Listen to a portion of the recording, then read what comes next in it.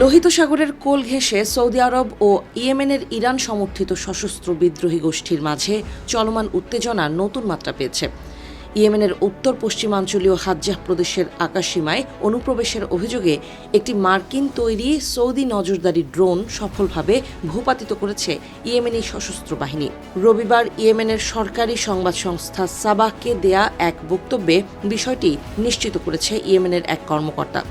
তিনি জানান, সৌদির ওই ভূপাতিত ড্রোনটি ছিল স্ক্যান ইগল মডেলের একটি গোয়েন্দা ড্রোন। নজরদারি মিশনে থাকা অবস্থায় উপযুক্ত অস্ত্র ব্যবহার করে ড্রোনটি ধ্বংস করা হয়েছে বলে দাবি করেছে ইয়েমেনি বিদ্রোহীরা। তবে ড্রোন ভূপাতিত করার ইয়েমেনি দাবির বিষয়ে সৌদি কর্তৃপক্ষের কোনো প্রতিক্রিয়া পাওয়া যায়নি। সৌদি আরব ও ইয়েমেনের মধ্যে নতুন করে উত্তেজনা বাড়ার মধ্যেই এই ঘটনা ঘটল। কয়েকদিন আগে সৌদি আরবের বিরুদ্ধে তাদের অবস্থানের 3টি নতুন নীতি ঘোষণা করে ইয়েমেনি বিদ্রোহীরা। এর প্রথমটি হলো অবরোধের জবাবে অবরোধ। দ্বিতীয় নীতিতে সৌদি আরবের যে কোনো সামরিক সমাবেশকে লক্ষ্য করে হামলা চালানোর অঙ্গীকার করেছে ইয়েমেনি বিদ্রোহীরা। আর তৃতীয় নীতির আওতায় ইয়েমেনের সার্বভৌমত্ব রক্ষা এবং দেশটির ভূখণ্ড ও আকাশসীমায় যে কোনো শত্রু অনুপ্রবেশ প্রতিহত করার ঘোষণা করে তারা।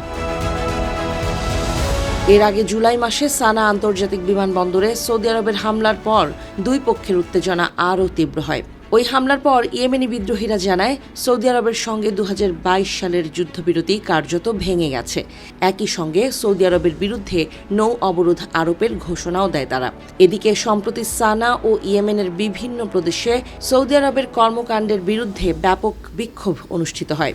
এসব বিক্ষোভের মাধ্যমে ইয়েমেনের জনগণ সৌদি আরবের বিরুদ্ধে পাল্টা ব্যবস্থা নেওয়া এবং ইয়েমেনের সার্বভৌমত্ব রক্ষার পদক্ষেপের প্রতি সমর্থন জানিয়েছে বলে দাবি করে দেশটির বিদ্রোহীরা। বিশেষজ্ঞরা বলছেন, নতুন করে ড্রোন ভূপাতিত করার এই ঘটনা সৌদি আরব ও ইয়েমেনের মধ্যে দীর্ঘদিনের সংঘাতকে আরও উত্তপ্ত করে তুলতে পারে। বিশেষ করে লোহিত সাগর ও এর আশেপাশের কৌশলগত অঞ্চলে দুই পক্ষের সামরিক তৎপরতা বাড়তে থাকায় আঞ্চলিক নিরাপত্তা পরিস্থিতি নিয়েও উদ্বেগ বাড়ছে।